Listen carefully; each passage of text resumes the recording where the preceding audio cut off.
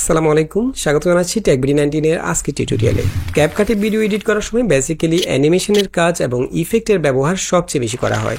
আর এই দুটি টুলসের মধ্যে ক্যাপকাটের কম্পিউটার ভার্সনে দুর্দান্ত দুটি ফিচার অ্যাড করা হয়েছে, যে ফিচারগুলো সঠিকভাবে ব্যবহার করার মাধ্যমে আমরা ক্যাপকাটে আরো কম সময়ে এবং সহজে ভিডিও এডিট করতে পারবো। তো আজকের টিউটোরিয়ালে আমরা ক্যাপকাটের নতুন এই দুর্দান্ত ফিচারগুলো কিভাবে ব্যবহার করবেন সে বিষয়টি শিখবো। তো চলুন কম্পিউটার স্ক্রিনে চলে যায় এবং সে সাথে নিয়মিত গ্রাফিক্স ডিজাইন এবং ভিডিও এডিটিং রিলেটেড টিউটোরিয়াল পেতে চ্যানেলটি সাবস্ক্রাইব করে আমাদের সঙ্গে থাকুন। Welcome back. তো আমরা চলে এসেছি ক্যাপকাটের ডেস্কটপ ভার্সনে। আর আজকের টিউটোরিয়ালে আমরা নতুন যে ফিচারগুলো নিয়ে আপনাদের সাথে শেয়ার করব সেগুলো হচ্ছে প্রিসেট কার্ভ এবং মাস্কিং ইফেক্ট। তো প্রথমে আমরা প্রিসেট কার্ভ শিখবো। সত্যি বলতে প্রিসেট কার্ভ ফিচারটি আগে থেকে ছিল, বাট এটাকে নতুন করে কাস্টমাইজ করে আপডেট করা হয়েছে। এর ফলে আমরা যে কোনো অবজেক্টের মধ্যে আরো সহজে এবং কম সময়ে অ্যানিমেট করতে পারবো।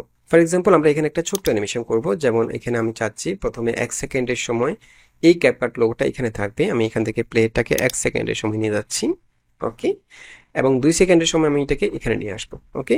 তো আমি প্লেটাকে 1 সেকেন্ডের সময় রাখলাম।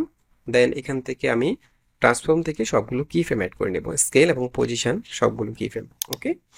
এরপর আমি চলে যাব 2 সেকেন্ডের সময়। আমি প্লেটাকে 2 সেকেন্ডের সময় নিয়ে যাচ্ছি, এখানে আমি একইভাবে সবগুলো কি ফ্রেম অ্যাড করে নেব এবং এখানে আমি স্কেলটাকে ছোট করে দেব, এখানে রাখবো এবং পজিশনটা রাখবো হচ্ছে এই জায়গায়, ওকে। আমরা এখানে একটা ছোট্ট অ্যানিমেশন করলাম, এটা এইভাবে অ্যানিমেট করবে, ঠিক আছে।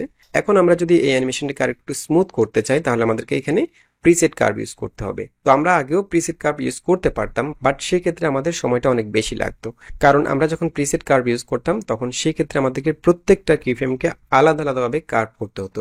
ফর এক্সাম্পল, আমি যদি এখানে একটু প্র্যাকটিক্যালি দেখাই, আমি এখানে যদি প্রিসেট কার্ভ ইউজ করতে চাই, অর্থাৎ অ্যানিমেশনটা আরো স্মুথ হবে, প্রথমে একটু স্লো থাকবে, মাঝখানের দিকে স্পিডটা বেড়ে যাবে এবং শেষের দিকে আবার স্লো হয়ে যাবে, ওকে।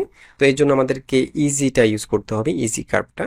সেক্ষেত্রে আমি এখানে এই ক্লিপটার মধ্যে ক্লিক করে কিবোর্ডে অল্ট কে প্রেস করব। আমরা আগে যেভাবে কার্ভটা করতাম এভাবে অল্ট কে প্রেস করলে আমাদের এখানে কার্ভ করার জন্য প্রত্যেকটা কি ফ্রেম চলে আসবে। স্কেল থেকে যে কি ফ্রেমটা আমরা অ্যাড করেছি, স্কেলের কি ফ্রেমটা হচ্ছে এটা, এবং পজিশনে দুইটা কি ফ্রেম এক্স এবং ওয়াই, এক্স হচ্ছে পাশাপাশি, ওয়াই হচ্ছে উপরে নিচে, এবং রোটেশনের একটা কি ফ্রেম। এখন আমরা যদি এগুলোর মধ্যে কার্ভ করতে চাই, যেমন আমি যদি এখান থেকে স্কেলটাকে সিলেক্ট করি, স্কেলের প্রথম কি ফ্রেম অথবা পরের কি ফ্রেম যে কোনো একটা সিলেক্ট করলাম। দেন এখান থেকে আমরা চলে যাব প্রিসেট কার্ভ। এখান থেকে আমি যদি কোয়াড ইজিটা ইউজ করি, এখানে এতটুকু পর্যন্ত ইজি পর্যন্ত আগে ছিল, এখানে নতুন করে এই কার্ভগুলো যোগ করা হয়েছে নতুন ভার্সনগুলোর মধ্যে, এগুলো আগের পুরোনো ভার্সনে পাবেন না। আমি এখান থেকে যদি কোয়াড ইজিটা সিলেক্ট করলাম, দেন একইভাবে আমি এক্স পজিশনের যে কি ফ্রেমটা সেটাকে সিলেক্ট করে একইভাবে আবার প্রিসেট কার্ভে চলে যাব, এখান থেকে কোয়াড ইজি। এভাবে প্রত্যেকটা কি ফ্রেমের জন্য আমরা আলাদা আলাদাভাবে কার্ভ ইউজ করতে হতো এভাবে, ঠিক আছে। তো এভাবে করতে গেলে আমাদের সময়টা অনেক বেশি লেগে যায়, বাট আপডেট ভার্সন অর্থাৎ ক্যাপকাটে 5.1 ভার্সনে আমরা সবগুলো কি ফ্রেমের মধ্যে একসাথে কার্ভ করে ফেলতে পারবো। এর ফলে আমাদের সময়টা অনেক বেঁচে যাবে। যেমন আমি যদি কন্ট্রোল জেড দিই, আমি এখান থেকে কন্ট্রোল জেড দিচ্ছি, আবার আগের মতো চলে যাচ্ছি, ওকে, এবং এখান থেকে আমি এটাকে ক্লোজ করে ফেলবো অল্ট কে প্রেস করে।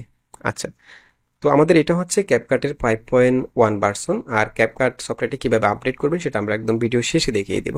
তো আমি যদি এখন নতুন ভার্সনে আমরা সবগুলো কি ফ্রেমকে একসাথে কার্ভ করতে চাই, তাহলে সেই ক্ষেত্রে আমরা যেটা করব, আমরা এই ক্লিপটাকে সিলেক্ট করে দেন কিবোর্ডে অল্ট কে প্রেস করবো। একইভাবে অল্ট কে প্রেস করলে এখানে সবগুলো কি ফ্রেম চলে আসবে, বাট আমরা আমাদের ক্লিপের মধ্যে যে কি ফ্রেমটা রয়েছে এখানে দেখুন, এই কি ফ্রেমটার মধ্যে আমরা রাইট বাটন ক্লিক করে এখান থেকে সরাসরি চলে যাব প্রিসেট কার্ভ, এবং এখান থেকে আমরা যে কার্ভটা ইউজ করব সেটা সবগুলো কি ফ্রেমের মধ্যে অর্থাৎ স্কেল, পজিশন, রোটেশন সবগুলোর মধ্যে একসাথে অ্যাপ্লাই হবে। আমাদেরকে আলাদা আলাদা করে প্রত্যেকটার জন্য কার্ভ করতে হচ্ছে না। যেমন আমি যদি এখান থেকে কোয়াড ইজি এটা সিলেক্ট করি, এখানে দেখুন একসাথে আমাদের এখানে পজিশন এবং স্কেল একসাথে কার্ভ হয়ে গেল। আমি চাইলে এটাকে মিনিমাইজ করে রাখতে পারি। আমি যদি এটাকে মিনিমাইজ করে রাখি তাহলে আমি এখান থেকে যে কোনো কি ফ্রেমটাকে সিলেক্ট করে দেন এখান থেকে প্রিসেট কার্ভ, এখান থেকে আমরা যে কোনো কার্ভ ইউজ করতে পারি, অথবা চাইলে নান করে দিতে পারি। আমি যদি এখন নান করে রাখি, দেখুন আগের মতো।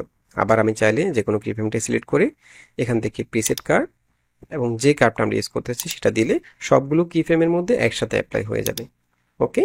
বাট আমরা যদি এখান থেকে এটাকে হাইড করে রাখি, অর্থাৎ স্পিড অ্যানিমেশনটাকে আমরা হাইড করে রাখি, তাহলে কিন্তু আমরা এখান থেকে প্রিসেট কার্ভটা দেখতে পাবো না। যেমন আমি যদি আবার অল্ট কে প্রেস করি তাহলে এটা চলে যাচ্ছে, আমাদের স্পিড অ্যানিমেশনটা এখান থেকে চলে গেল। আমি যদি এখানে এখন কি ফ্রেমগুলোর মধ্যে রাইট বাটন ক্লিক করি তাহলে কিন্তু এটা আসবে না, প্রিসেট কার্ভ এখানে আসবে না। তো প্রিসেট কার্ভটা আসার জন্য আমাদেরকে অবশ্যই কিবোর্ডে অল্ট কে প্রেস করতে হবে, অল্ট কে প্রেস করলে এখান থেকে স্পিড অ্যানিমেশনটা চলে আসবে। আমরা চাইলে এটাকে মিনিমাইজ করে রাখতে পারি, এভাবে মিনিমাইজ করে রাখতে পারি, বাট এটা ওপেন থাকতে হবে।